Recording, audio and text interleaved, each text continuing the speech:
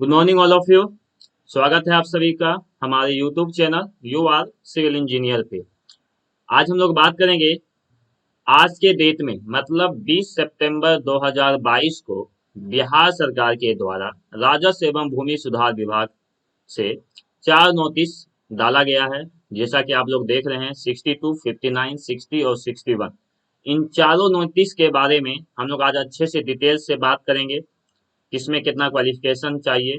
और आगे आने वाले वीडियो में हम आप लोगों के लिए कट ऑफ मतलब इससे पहले जब इसका जब हुआ था मतलब 2018-19 के लगभग में राजस्व एवं भूमि सुधार विभाग ने विशेष सर्वेक्षण आमीन का जब लिया गया था वैकेंसी, तो उस टाइम कितना कट ऑफ था उसके भी बारे में आगे आने वाले वीडियो में आपको बताएंगे शुरू से अंत तक। ठीक है, तो चलिए हम लोग शुरू करते हैं। और आप लोगों के लिए एक छोटा सा आप लोगों के लिए एक मैंने बोर्ड पे लिख के रखा है ताकि आप लोगों को ब्रीफली आइडिया मिल जाए कि इस बार जो वैकेंसी आई है बिहार सरकार के द्वारा राजस्व एवं भूमि सुधार विभाग में किस किस पद पे आई है, कौन कौन विज्ञापन संख्या है, टोटल पोस्ट कितने हैं, सैलरी कितने मिलने वाली है आपको, क्वालिफिकेशन क्या रहेगी, आपका मिनिमम एज किस डेट के हिसाब से होना चाहिए, इन सभी चीजों के बारे में हम लोग एक एक करके अच्छे से बात करेंगे। इसलिए वीडियो को आप लोग लास्ट तक देखें। जैसे ही ये वैकेंसी रिलीज हुई डिप्लोमा वाले स्टूडेंट में बहुत ही काफी खुशी देखने को मिली। बहुत सारे ने मुझे कॉल करके भी बताया और बहुत सारे ने पीडीएफ भी भेजा कि सर इसको थोड़ा अच्छे से डिटेल से बताइए। तो फाइनली 2018 2019 के बाद कोई एक नई वैकेंसी बिहार सरकार में जेई के पद पे मतलब डिप्लोमा इन सिविल इंजीनियरिंग के पद पे कुछ आ रही है काफी दिनों बाद।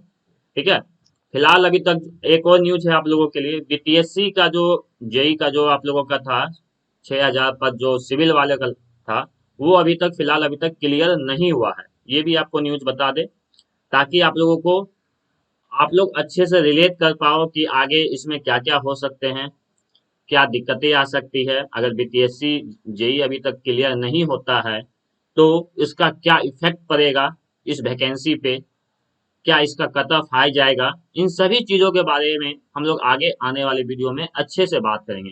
फिलहाल इस वीडियो में आपको हर एक डिटेल्स देंगे कि कितने टोटल पोस्ट हैं, पदनाम क्या है, सैलरी कितनी है, क्वालिफिकेशन क्या है। वो आगे आने वाले वीडियो में हम लोग कट ऑफ और क्या क्या परेशानी आने वाली है बीपीएससी जेई अगर तब तक क्लियर नहीं होता है तो उस कारण नंबर ऑफ स्टूडेंट्स इंक्रीज हो जाएंगे इसमें, तो उसके भी बारे में हम लोग आगे भविष्य में बात करेंगे। तो चलिए स्टूडेंट शुरू करते हैं। उससे पहले आप सभी से छोटा सा रिक्वेस्ट है, ये वीडियो अगर आप लोगों को अच्छा लगे तो अपने दोस्तों लोगों से जरूर शेयर करें ताकि उनके तक भी हर एक इम्पोर्टेंट इन्फॉर्मेशन पहुंच सके। रोजगार की बात है तो उनके तक भी पहुंचनी चाहिए।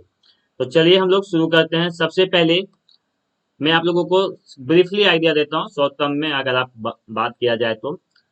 देखो, संविदा का ये जॉब है मतलब कॉन्ट्रैक्ट बेसिस पे रहेगा। कब तक रहेगा ये वो हम आगे बात करते हैं। ठीक है, 31 मार्च 2024 तक का ये वैकेंसी रहेगा और अगर सरकार को उसके बाद जरूरत रही तो वो उसको आगे भी बढ़ाते जाती है। दूसरी बात, बहुत सारे बच्चे को ये जो न्यू 2021-22 के बच्चे हैं उनके लिए मैं एक और कह दूं, एज का जो क्रिटेरिया है वो 1 जनवरी 2022 को तक में आपका 18 साल पूर्ण जाना चाहिए। ये क्राइटेरिया है अमीन के जॉब के लिए। उसी तरह आगे आगे कानूनगे के लिए है, बंदोबस्त पदाधिकारी के लिए है, लिपिक के लिए है। तो सबसे पहले हम लोग बात करेंगे विशेष सर्वेक्षण अमीन के लिए। विज्ञापन संख्या आप लोग देख रहे हैं 3/2022 है। हम लोग इसके भी बारे में बात करेंगे, आप लोग चिंता नहीं करना है। हम लोग जो आराम से एक एक करके हर चीजों को देखेंगे विज्ञापन के द्वारा भी।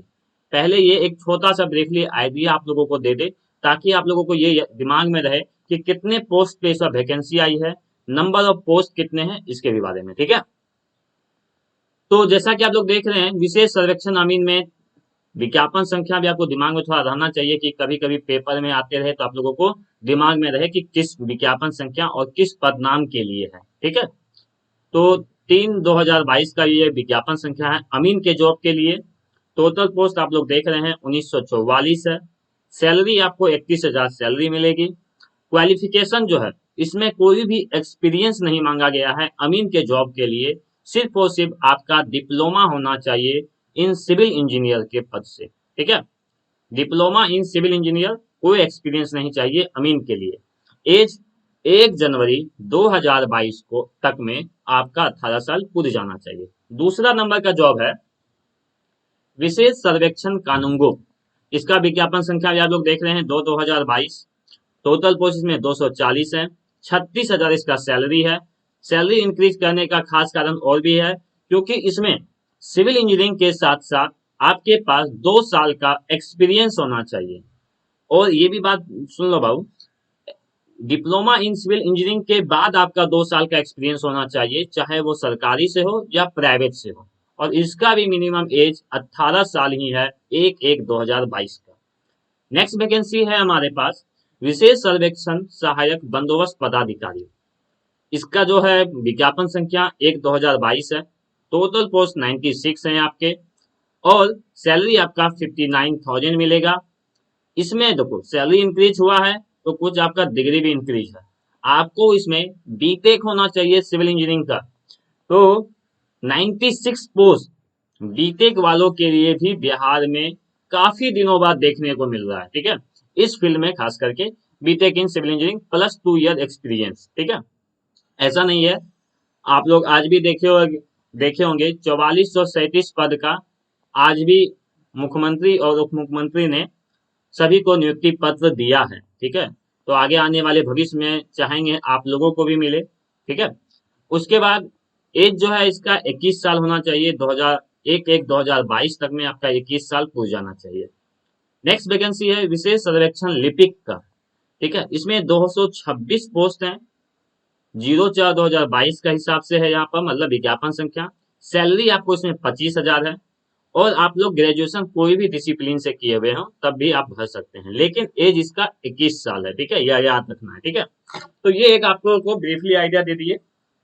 दूसरा बात, ये कॉन्ट्रैक्ट जॉब है बाबू, आप लोगों को पहले ही मैंने बता भी दिया। अब हम लोग एक एक करके सभी चीजों को डिस्कस करेंगे। सबसे पहले हम लोग अमीन के जॉब का डिस्कस करेंगे, क्योंकि बहुत सारे बच्चे उसके बारे में मुझसे पूछ रहे थे। तो ये है आप लोगों का अमीन का। ठीक है, आप लोग जैसा कि देख रहे हैं अमीन का ये है बिहार सरकार के द्वारा, आज का ही डेट में 20/9/2022 का है ये। ठीक है, उसके बाद देखिए सबसे पहले यहाँ विशेष सर्वेक्षण अमीन विज्ञापन संख्या 3/2022 दिया हुआ है, यहाँ पर आप लोग देख रहे होंगे, देखो लो। उसके बाद देखो कितने पोस्ट है बाबू, 1944, 1944 पोस्ट है इसमें। ठीक है, और ये जो विज्ञापन ये सरकार के द्वारा दी गई है कि आप लोग इसको दैनिक समाचार पत्र में हिंदी और अंग्रेजी में दोनों में प्रकाशित कीजिए, क्योंकि आप सभी को पता है कोई भी विज्ञापन आता है तो उसमें आप लोग पढ़ते होंगे कि सबसे पहले उसको कहा जाता है कि आप अपने समाचार पत्र पे हिंदी और अंग्रेजी में प्रकाशित कीजिए, और विभाग विभाग के वेबसाइट पे भी। ठीक है, कौन सा वेबसाइट है वो मैं बताऊंगा आगे। ठीक है, देखो नेक्स्ट पोस्ट यहाँ पर आप लोग देखो अमीन के बारे में जो अच्छे से मैं बताना चाह रहा हूँ। टोटल पोस्ट 1944 है। अनुसूचित जाति के, मतलब अनुसूचित जाति का मतलब SC कास्ट का 293, ST कास्ट का अनुसूचित जनजाति का 12, अत्यंत पिछड़ा वर्ग का 288, पिछड़ा वर्ग का 161, पिछड़े वर्गों की महिला के लिए 93, अनारक्षित के लिए 1005, और आर्थिक रूप से कमजोर वर्ग के लिए 92। नीचे में एक पॉइंट और लिखा हुआ है, रिक्तियों की संख्या घट या बढ़ सकती है।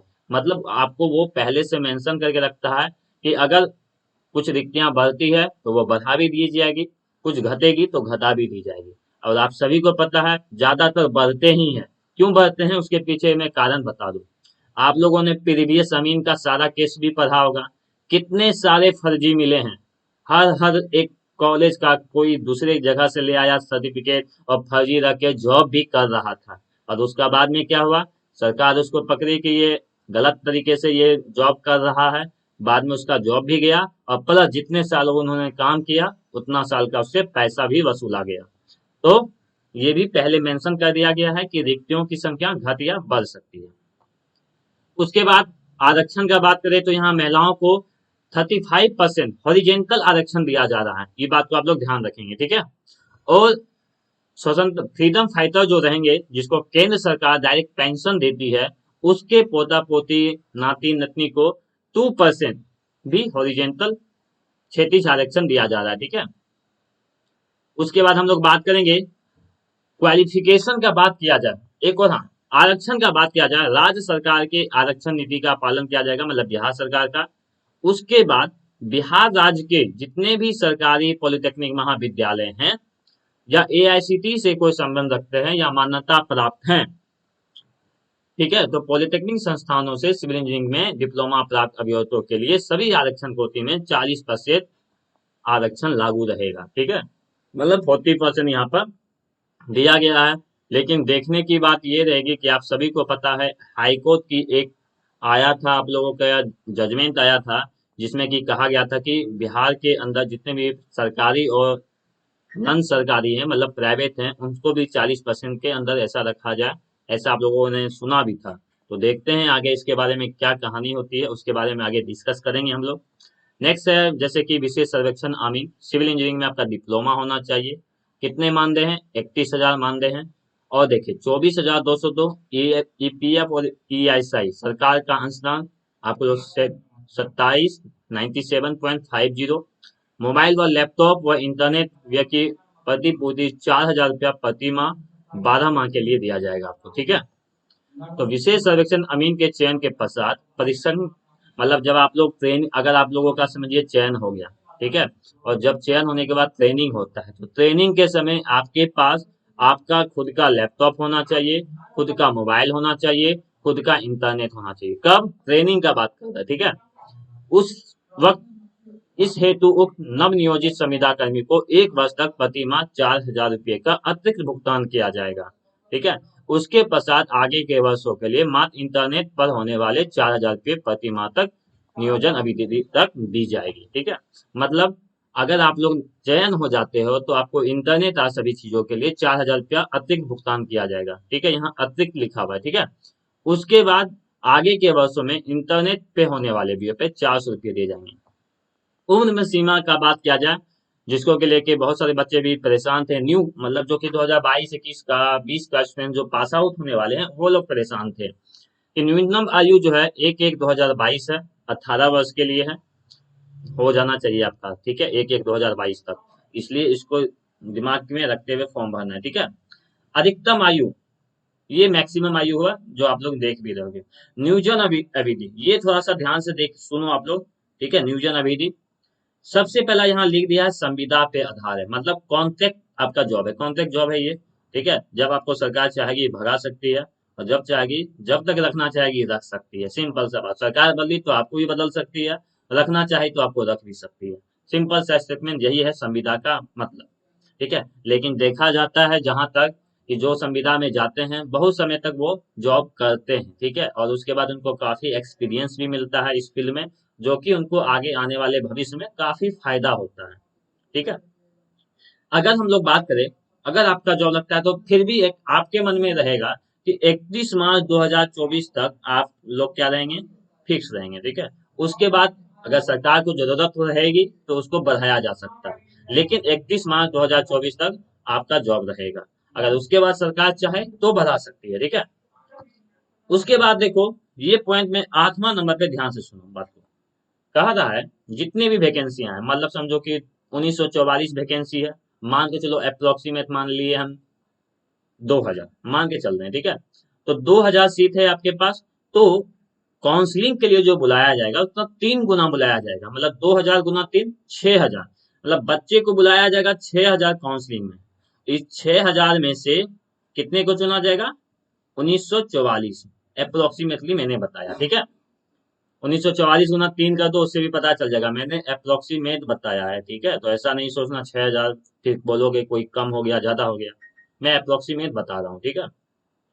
उसके बाद कहा रहा है बात को सुनो ध्यान से। अगर मान के चलो आप लोगों का 1944 पोस्ट भी नहीं भरता है, तो अगर मान के चलो इसमें से 1500 पोस्ट ही भरे, सिंपली मैं एग्जांपल दे रहा हूँ, सारा चीज हो गया, काउंसलिंग हो गया, 1500 पोस्ट भरा, तो 1500 पोस्ट बनने के बाद कितने बच्चे बच गए? 444 पोस्ट बच गए। तो ये जो है इसको खत्म नहीं माना जाएगा, ध्यान से सुनना, इसको वेटिंग लिस्ट के रूप में देखा जाएगा, और इसकी चयनित कर्मियों का पैनल प्रतीक्षा शिशु के रूप में 31/3/2000 तक प्रभावी रहेगा। मतलब अगर सरकार को जरूरत रहेगी तो इसमें से भी बच्चे को जो वेटिंग लिस्ट वाले बच्चे रहेंगे उसको फिर से बुला के उसको जॉब दिया जा सकता है। ठीक है, ये पहले से क्लियर कर दिया गया है। मतलब वेटिंग लिस्ट वाले बच्चे श्योर रहे कि अगर आपका सीट खाली चल जाता है, मतलब किसी बच्चे का, तो पैनल अगर चाहे तो वो फिर से बुला के उसको नियोजन दे सकता है। अब बात आती है नियोजन का। बहुत ही इंपॉर्टेंट यहाँ पर है कि कैसे इसका सर चयन प्रक्रिया कैसे है। तो कहता है इसमें आपका अगर अमीन का बात किया जाए तो मैं सिंपल रूप में समझाना चाहता हूँ। अमीन के जॉब में दो चीज है, मैट्रिक होना चाहिए और डिप्लोमा का। ठीक है, दो चीजें। मैट्रिक का 10% बाबू, मैट्रिक का 10%, डिप्लोमा का कितना बाबू, 90%। ठीक है, समझ में आया। मैट्रिक का 10%, डिप्लोमा का 90% होना चाहिए। जैसे कि यहाँ पे एग्जाम्पल के तौर पे बहुत ही अच्छा से समझाया है कि किसी को 80% है अगर मैट्रिक में, तो 80 का 10% कितना हुआ बाबू, 8 हो गया। 80 का 10% 8, किसमें, मैट्रिक में। डिप्लोमा का 90% का, सही ना, डिप्लोमा में अगर आपको 70% है तो उसका 90% हो गया 63, तो टोटल हो गया आपका कितना, 71। तो आपका मार्क्स 71 काउंट होगा। ठीक है, क्लियर है बाबू यहाँ तक। 10% मैट्रिक, डिप्लोमा का 90%, इस हिसाब से कटअप भी रेडी होता है। आगे आने वाले वीडियो में कटअप के बारे में है, हम लोग अच्छे से डिस्कस करेंगे। उसके बाद ऑनलाइन आवेदन दिनांक 27 सितंबर से चालू होगा। आज हो गया 20, 7 दिन के बाद आप लोगों का चालू होगा और 21 अक्टूबर तक रहेगा, 11:59 तक। ठीक है, ऑनलाइन आवेदन के बाद आप अपना जो आवेदन करोगे उसको फाइनल प्रिंट निकाल के रख लोगे अच्छे से, क्योंकि आप सभी को पता है बीपीएससी कितना साल लटका रहा है, 3 से 4 साल हो गया। अब बताओ, अगर अच्छे से प्रिंट निकाल के ना रखोगे, अगर मान के चलो अब अगर जॉब मिल गया, किसी का प्रिंट भी हरा गया, तो कितना दिक्कत होगा।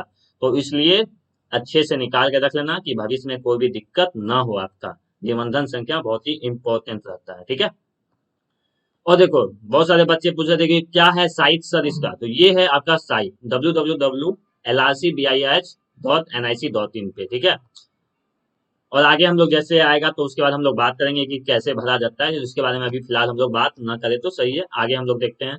और आप लोगों का देखो, ये विशेष सर्वेक्षण सहायक बंदोबस्त पदाधिकारी 96 पोस्ट हैं। और इसमें क्या चाहिए बाबू आप लोगों को, 96 पोस्ट में देख लो कि कैसे इसका आरक्षण कैटेगरी है, आप लोग इसको भी देख सकते हैं। उसके बाद इसका देखो, सिविल इंजीनियरिंग में स्नातक मतलब B Tech in civil engineering plus 2 वर्ष का अनुभव। ध्यान से यहाँ देख लो, विशेष सर्वेक्षण ये जो पोस्ट है इसमें बीटेक के साथ 2 साल का एक्सपीरियंस मांग रहा है, 2 साल का। सैलरी कितना है बाबू, 59 है, इस बात को ध्यान रखना है। ठीक है, और सब तो वे सेम के जैसे ही है। और आपका जो अनुभव होना चाहिए, एक्सपीरियंस होना चाहिए, वो सरकारी भी हो सकता है और गैर सरकारी के भी संस्थान से आप लोग कर सकते हो। ठीक है, इस बात को ध्यान रखना है। और इसमें ध्यान रखना है 21 साल मांगा जा रहा है, 21 साल। उसके बाद सेम बात है कि 3 गुना मंगाया जाएगा, वो तो बात सही है। चयन प्रक्रिया, इसमें क्या मांगा था, सबसे पहला बात बीटेक इन सिविल इंजीनियरिंग, और प्लस क्या मांगा था, 2 साल का एक्सपीरियंस। तो देखो बीटेक होना चाहिए बाबू, प्लस 2 साल का एक्सपीरियंस। कुछ बच्चे ये कहेंगे सर डिप्लोमा प्लस बीटेक है तो क्या भर सकते हैं। बाबू आप लोग भर सकते हो, कोई दिक्कत वाली बात नहीं है, आप बीटेक हुए। ठीक है, तो देखो मैट्रिक, इंटर, स्नातक या उससे आगे वाले प्राप्तांक के आधार पर मैट्रिक के अधिकतम 10 अंक, इंटर का 15। देखो यहाँ पर मैट्रिक, इंटर और मान लो बीटेक, तो मैट्रिक का कितना लेगा, 10।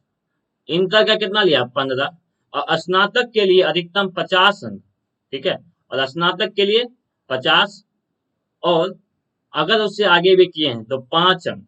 ठीक है, आगे के लिए 5, और उसके बाद क्या बोल रहा है यहाँ पर, अनुभव के लिए भी 5 और अधिकतम 20 अंक तक।